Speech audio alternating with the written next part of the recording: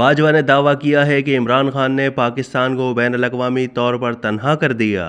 وزیر خارجہ بلاول بھٹو زرداری نے عمران خان کے دعوے کا بھنڈا پھوڑ دیا۔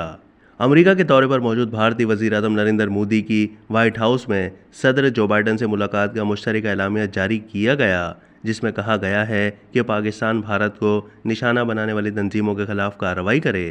اعلامیے میں ممبئی اور پٹھان کوٹ حملوں میں ملوث عناصر کو کٹہرے میں لانے کا مطالبہ کیا گیا۔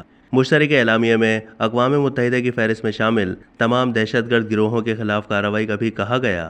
دونوں رہنماؤں نے سرحد پار دہشت گردی کی بھی مذمت کی۔ اعلامیے میں پاکستان پر زور دیا گیا کہ وہ یقینی بنائے کہ اس کے زیر اثر کوئی بھی علاقہ دہشت گرد حملوں کے لیے استعمال نہ ہو۔ واضح کیا گیا کہ امریکہ اور بھارت عالمی دہشت گردی کا مقابلہ کرنے کے لیے ایک ساتھ کھڑے ہیں۔ اس اعلامیے پر رد عمل دیتے ہوئے عمران خان نے پی ڈی ایم حکومت کو تنقید کا نشانہ بنایا اور کہا کہ سابق آرمی چیف جنرل باجوہ نے پی ڈی ایم کے اپنے حواریوں کے ساتھ مل کر یہ دعویٰ کیا کہ میں نے پاکستان کو بین الاقوامی طور پر تنہا کر دیا ہے۔ جنرل باجوہ اور پی ڈی ایم سے ہم یہ پوچھنا چاہتے ہیں کہ حکومت کے 1 سال اور پاکستانی وزیر خارجہ کے امریکہ کے لاتعداد دوروں کے بعد بھی بھارت امریکہ مشترکہ اعلامیے میں پاکستان کو محض سرحد پار سے بھارت میں دہشت گردی کو ہوا دینے والے ایک کردار تک ہی محدود کر دیا گیا ہے اور اس سے بڑھ کر اسے کچھ نہیں سمجھا گیا۔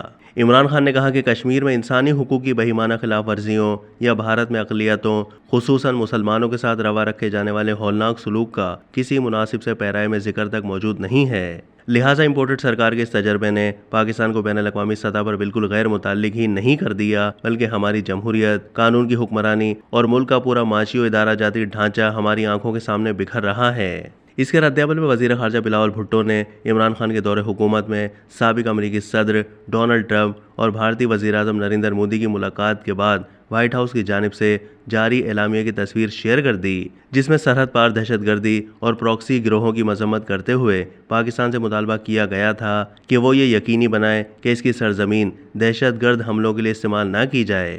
بلاول کی جانب سے جاری کیے گئے اعلامیے میں ممبئی اور پٹھان کوٹ حملوں میں ملوث عناصر کو کٹہرے میں لانے کا مطالبہ بھی کیا گیا تھا اور تمام دہشت گرد گروہوں کے خلاف کارروائی کا مطالبہ کیا تھا۔ اب تک کے لیے اتنا ہی۔ مزید معلومات کے لیے ڈیلی جنگ کے یوٹیوب چینل کو سبسکرائب کیجیے۔